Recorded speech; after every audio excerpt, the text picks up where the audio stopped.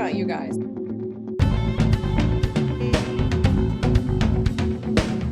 She has a different voice and a different understanding.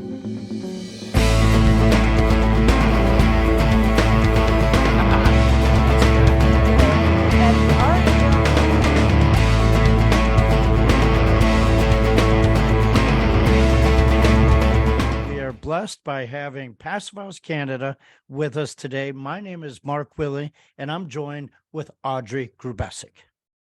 Thanks, Mark. We have a very special, amazing, well-credited guest. Chris Ballard is a passionate advocate for better buildings. Passive House Canada CEO Chris Ballard led high-profile elected position within Ontario's government, including Ontario's Minister of Environment and Climate Change, where he implemented the government's plan for a clean environment and a sustainable economy. He also is Ontario's Minister of Housing and Minister responsible for the province poverty reduction strategy. His leadership across journalism, communications, and public affairs includes terms as President and Board Member of Public Affairs Association of Canada and Board Member of the Consumers Council of Canada. He also serves as a municipal councillor in Aurora, Ontario, where he lives. Welcome, Chris. What an amazing career and outlook you have, not only for building, but also for taking care of people.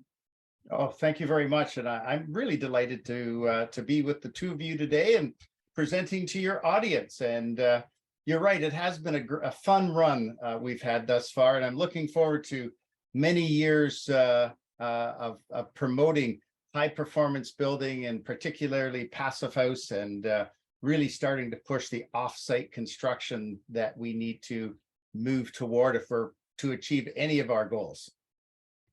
So happy to hear that, and welcome, Chris. So we're going to start with a question for you, and that's in order to meet our environmental needs, right?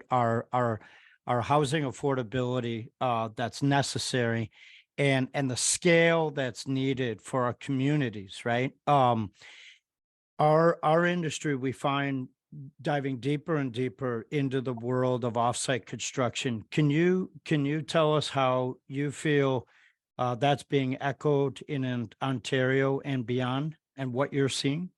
Yeah, I mean, what I'm seeing is probably what we're seeing right across North America and indeed around the world. And that is the need to build buildings to a much higher environmental standard, whether it be operational carbon, embodied carbon. But at the same time, we also recognize that buildings are more than four walls and a roof. You know, they're places that people need to live and work in, that are healthy and comfortable.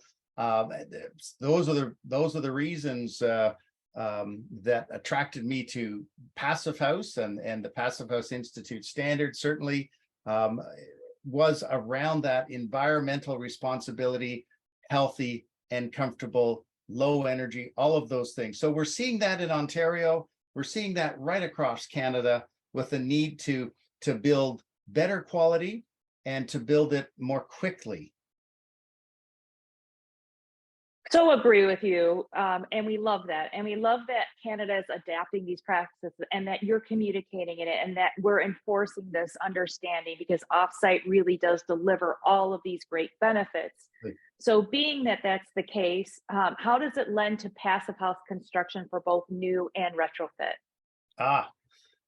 It really lends itself well. If you look at the strengths of offsite construction, what you have is very precise buildings, very high quality buildings. You know, they're not being constructed in the pouring rain, or in Canada, the freezing snow. They're built in the comfort indoors. We're using CNC machines or hydraulic jig setups to make sure that you have 90-degree corners. All the taping, all of the work that goes into building a passive house, the making sure about air tightness, that windows are installed properly or window openings are constructed properly. All those high quality things we get from offsite construction. And that's critical to meeting the passive house standard. You know, we have a secondary issue, and I know this is in many countries around the world of straining to find qualified people to do the building, the on-site building for us. And what we find certainly in Canada is that we can have some skilled tradespeople overseeing a whole group of people who are putting wall assemblies together or roof trusses, whatever. And so it helps relieve some of the pressure with regards to our HR shortages. But really, in my mind, it's about speed, it's about quality, and it's about delivering more easily, being able to deliver that high quality building, that passive house building that people, organizations, social housing organizations are demanding more and more. Yes, indeed. Gosh, if I had a shirt big enough and a billboard big enough, it would say just that, Chris. You always explain things that I'm already proficient at in such a dialed in manner. And I love the energy about it, right?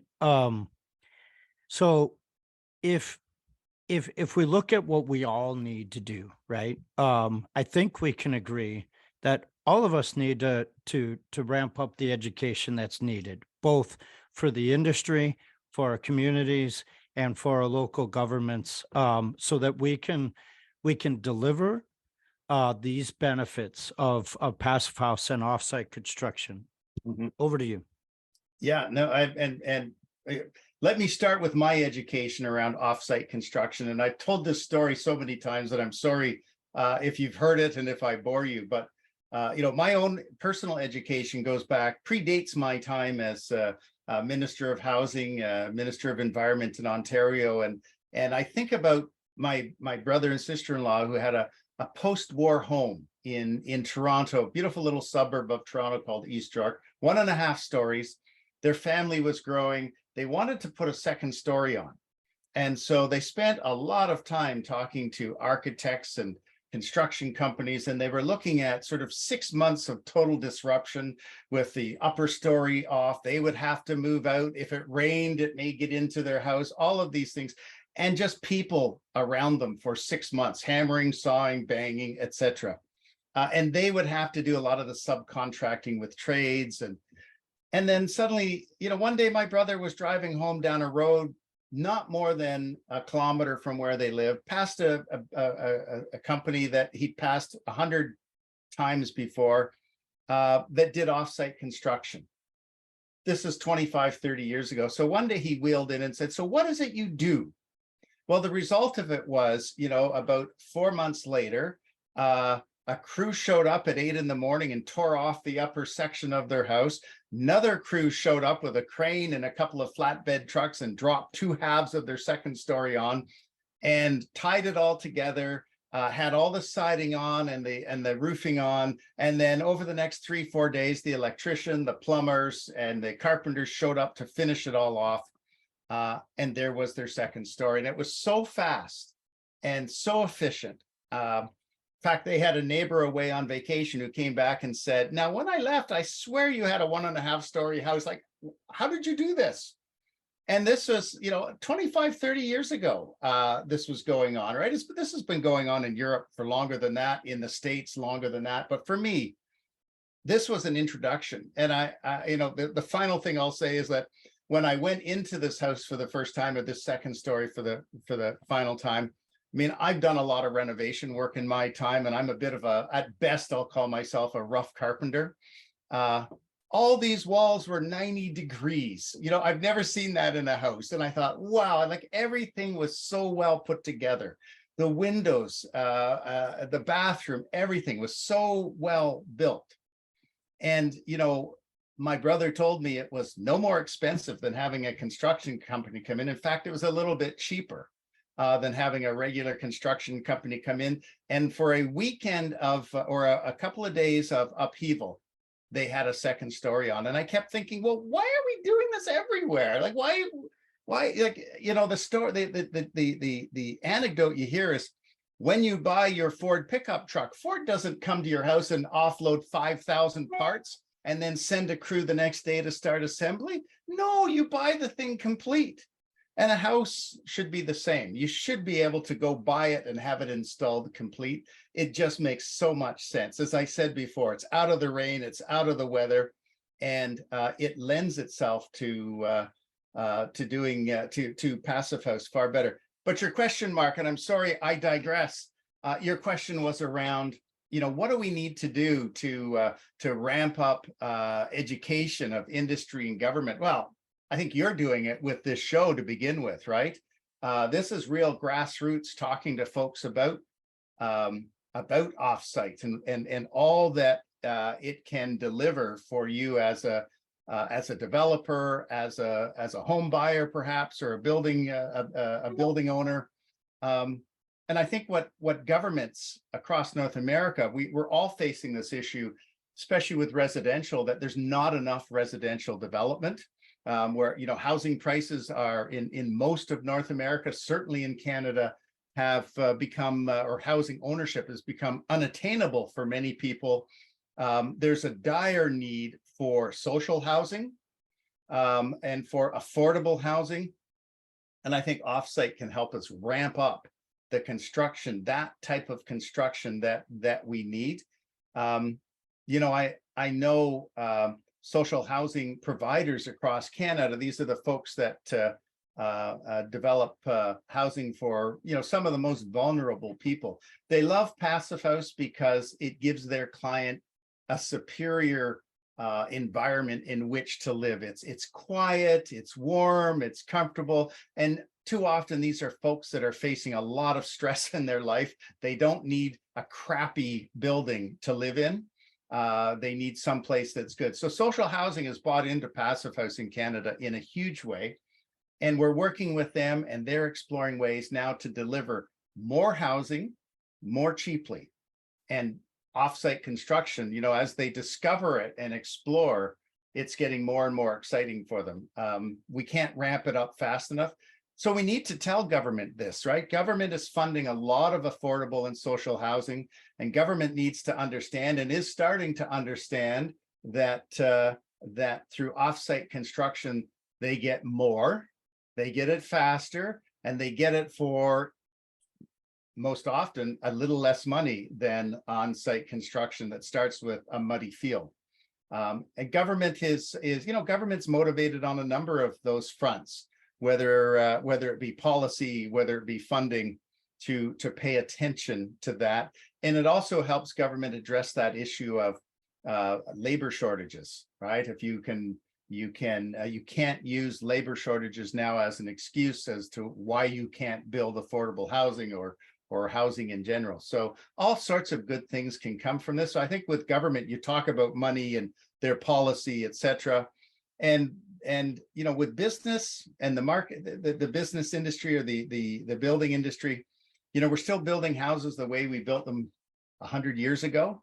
And it's really difficult to have people change, right? This is the way my great granddaddy did it, so I'm going to do it the same way. But change is coming, and change is being driven by cost, and it's being driven by labor shortage, and it's being driven by people who want better buildings, whether to work in or to live in. So that change is slowly coming, frustratingly slow as far as I'm concerned. But I think with offsite, that phrase about nothing happened until it all happened at once is going to apply here, right? I mean, over the past year, we at Passive House Canada, we have an annual conference and then an annual symposium.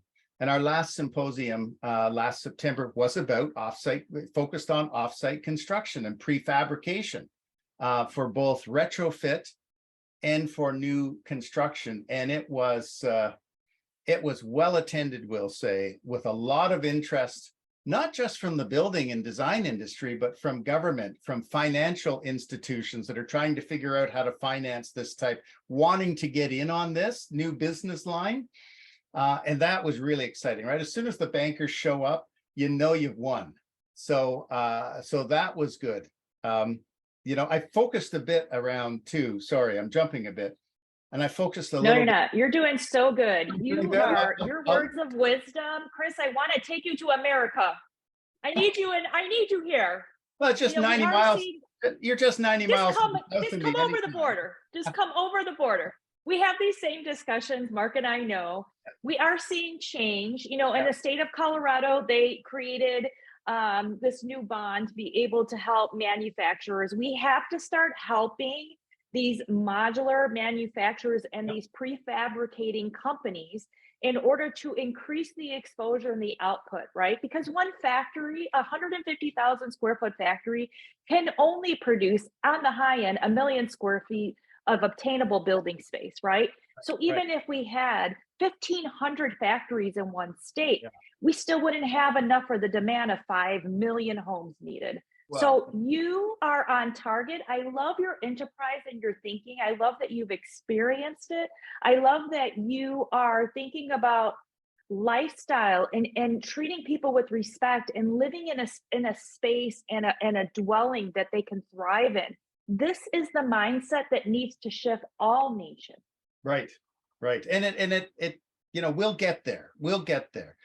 This is being driven by government's need to get to the Paris Agreement targets, right? I know a lot of people don't like to talk about the United Nations or IPCC, but ultimately that's driving federal policy. It's driving state policy right across in Canada.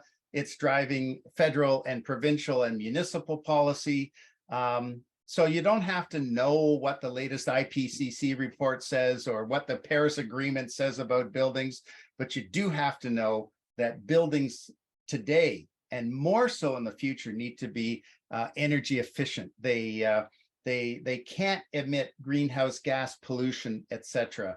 And we all see, you know, if we put all of that aside, what we're seeing more and more is that the cost of energy is going to continue to go up. You know, and I know in the States things are different, but generally it's heading up. I can't see that ever changing in my lifetime. Prices are set on the world market, even though in Canada we produce, you know, more than we could use. We're still paying what others, you know, we still pay at the global benchmark prices for energy. So natural gas prices doubling, tripling. How do we combat that? How do we make a home more affordable? Those social housing entities that I talk about, how do we drive their operating costs down so that they're not having to pay for natural gas because they have a really high efficient building? That's all great. But what they also recognize is the actual building and how we build and how we retrofit needs to be offsite. As soon as possible, they want to get into offsite. And I know I've been to a lot of major cities across the United States, and they're just like our major cities here. They're all clogged with construction. You know, we have to shut in Toronto, one of the largest cities in North America. I think at one time we had more tall cranes than any other urban center in North America building up. And it's not uncommon to shut down one of our main roads, one of the lanes of our main roads for a year and a half. And the congestion is a nightmare. And I remember saying to one of the senior planners and a councillor, now, if you were doing offsite construction, right, and you were renovating this building, the trucks would show up at 3 a.m, right? The panels would be offloaded and the street would be open. You wouldn't have the street shut down for thousands of cement trucks to back in all day long and all night long. And they looked at me and said, well, why aren't we doing this? The biggest single complaint we have is about traffic. So all of those arguments about better quality, cheaper, faster, that's great. But if it means our cities are more open because we're not shutting down the roads, that's even better. So that's icing on the cake. So there's just so many reasons that government needs to pay attention, that builders need to pay attention, that ultimately the public needs to pay attention because they need to be pushing their elected officials for this type of regulation, this type of investment.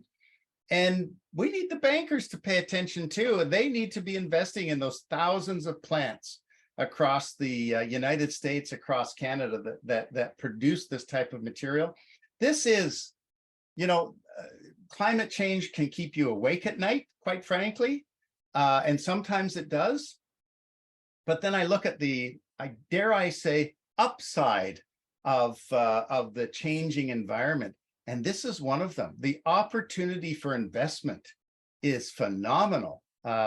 And come on, Americans lead the way in terms of entrepreneurship and investment. So, we need your help in getting this going. And then in Canada, we can say, well, look at what the Americans are doing. We should do that too. That's what I'm looking forward to from our American cousins. And it's going to happen, right, Mark? I mean, we know with the state of Massachusetts allowing passive house, the whole state allowing the passive house process as a means to building. I mean, my friends at the Passive House Network are talking about certifying 10,000 buildings a year to passive house. We're not going to get there on one-offs. We're only going to get there through offsite construction, modular construction, whether it be new or retrofit. And, the point I like to make is that if we're going to make a real impact on GHG emissions, it's through the retrofit of towers. Canada's 1/10 the size of the United States. We've estimated there's about 10,000 towers, residential towers. So these are condominium or stratas and rental towers across Canada that all need deep energy retrofits. They're at the end of their life cycle. It's time for them to be upgraded, new windows, the stuff that landlords have to do every 25 years or so. Why not do it to the passive house standard? And why not do it with offsite modular panels built into the sides? It's happening, right? We know it's happening. We know how to do this stuff. So if there's 10,000 buildings in Canada, that means 100,000 towers in the United States.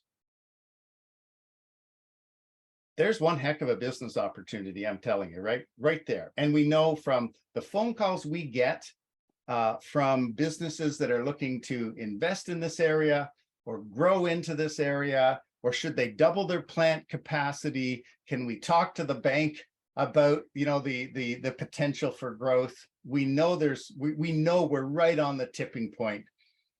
So nothing is happening until it all happens at once. We're just about to see it all happen at once. And if there's any business people out there with deep pockets who are listening in, now's the time to invest in this market. Investing in this market is also a step for that future. So besides, like we often, when we talk about construction, we go to that fact and figure of the housing units that are missing. However, that number is dwarfed by the amount of existing buildings that need to be retrofitted. Absolutely. It is energy retrofits, right? Like 25%, 30%. That's not acceptable. We've got to get to the 70-75% if we're going to put a dent into things. And you can do it using offsite construction and using passive house methodologies. You can do all of that with a very modest increase in cost. In Canada, we calculated at 2 to 8%. And that, is paid for when you don't get your first natural gas heating bill. Yep.